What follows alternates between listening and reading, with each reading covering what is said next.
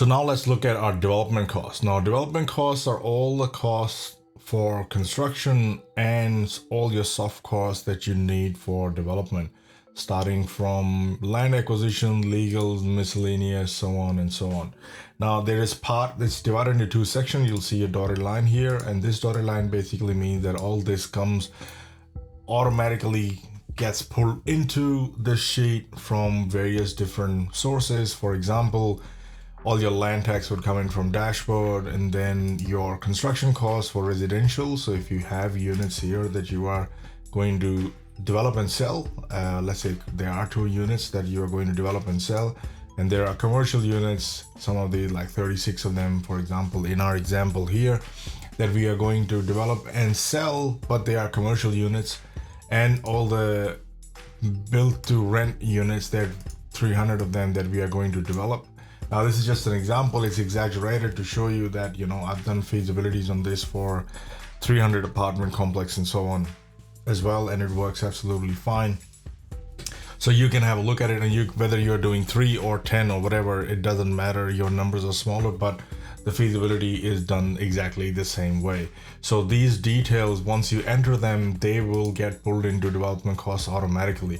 So over here, you don't have to change anything. As we said, gray cells are all your calculation cells, and you don't need to change any of them. Now, with your other stuff here, you've got your contingency that you can add on top of these, which is fine. Funding, this column here, funding, now relates to, on your dashboard, you'll see that under construction loan, you have option A. This is where that funding is getting pulled into, where you can literally separate the percentage that the bank would consider as part of your hard costs, and everything else that they will not consider automatically will get added to your developer's equity. So that's what this column is linked to. And if you are not using this option A at all, then you don't have to worry about entering any details into this funding option at all. But in some parts of the world, in Australia, we have a funding table for all the development projects, and everything is then split as to who's paying for it and whether or not that would consider that cost or that particular line item will be considered as part of the development cost. But if that doesn't apply to you, don't worry about it. You still have option B, C, D, and E, where you can manually enter these values and go from there. So that's that. Your first column is all your cost centers. Now, these are all your detailed cost centers. By default, we put in all the cost centers that we have already added over here. Now, that development cost is only related to this section right here. So if you wanted to add new ones in your blue cells, you can go down and add new cells over here. Select whether or not something would have GST or not when you sell them.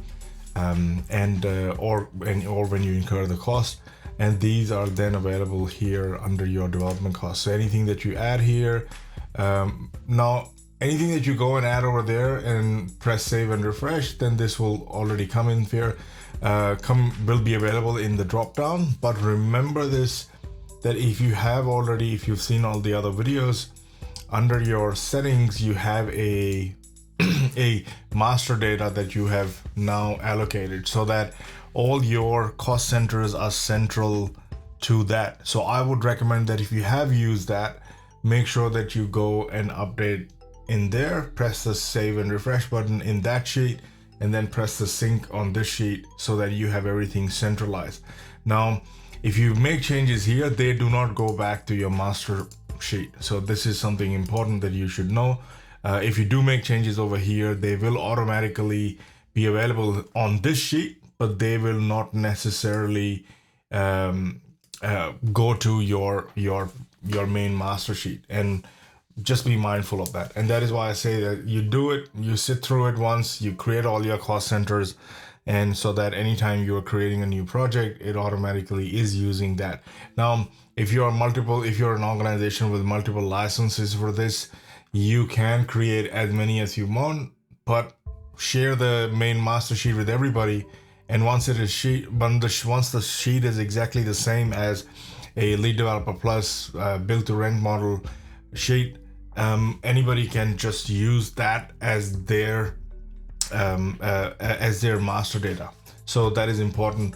So you can add gross amount here, then you can add a contingency. So if you have GST included or not included, make sure you add that amount including the GST if it is applicable.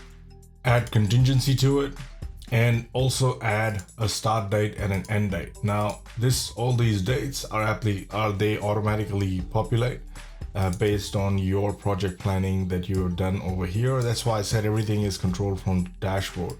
So when you go back here, you'll see that this is all already there. Now remember this, if you select, let's say I select March here, and then over there I leave February, which is a month before that, and when I press save and refresh, this will show me it will get highlighted as red, because this value would go blank, because in the calculation you can't have a month that comes before the starting month of anything that's starting. So you'll see that this has gone red, and that is because in March this has to be like a March 31st. So I can put March 31st 25, or I can put 26, or I can go April, just type APR and use the next month.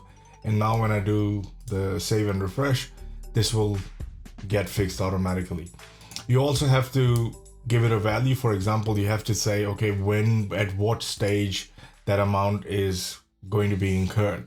And that is important if you need to get different, that is important irrespective. If you don't, for example, if you don't do that, then you'll get a error saying that, hey, there's a problem, something is not right here, and then you'll have to select something that goes there. But otherwise your totals will be a mismatch, because we have another section here that is simultaneously tracking the total for all your account heads and your stages, and they all have to match because it's the exact same number. So you need to make sure that, and you see a red light, that means you've forgotten to allocate some of the costs over here into the right stage, or you've missed it. Then you have this column here, which is about forecasting method. Like construction by default is usually S-curve, and then you can select the steepness of the S-curve from 1 to 10, 1 being very, very flat, and 10 being extremely steep. So you can change that to 6, 7, 8, whatever you need to. Have all of them on different one if you wanted to, but it is up to you based on the type of project. And as you do more such projects, you'll have more experience as to how that S-curve actually pans out. You can also select an S-curve for these costs over here if you wanted to, but you don't. Most of these costs are usually done extrapolated over the project timeline in a straight line method, and that's pretty much it. That's all you have to do over here. All these cost centers are automatically already there. I used to have them there because they also serve as a checklist for me if I'm doing similar kind of projects over and over again, so that I have accounted for everything in that project that I need to add in it. So it works there. This little red thing, don't worry about it, because it is checking whether you've allowed for the forecast method or allowed for any of these methods. So that's just a thing. But if I was to forget and not add a date for these or any of these dates or whatever, and then when I press save and refresh, you'll notice that this will all get highlighted red, because it's a warning telling me that, hey, I have an amount in this column, but I don't really have allocated a date to them. And that's when if you look at your summary sheet or your annual or monthly cash flows, you'll see at the top, this is going red because under there somewhere, I haven't allocated certain cost, because this is a check telling me that something has been forgotten. And if I go and allocate these stages to them and how am I going to forecast it to them, and then I press save and refresh, if I go back here, you'll see that that red dot will disappear and change to green, because that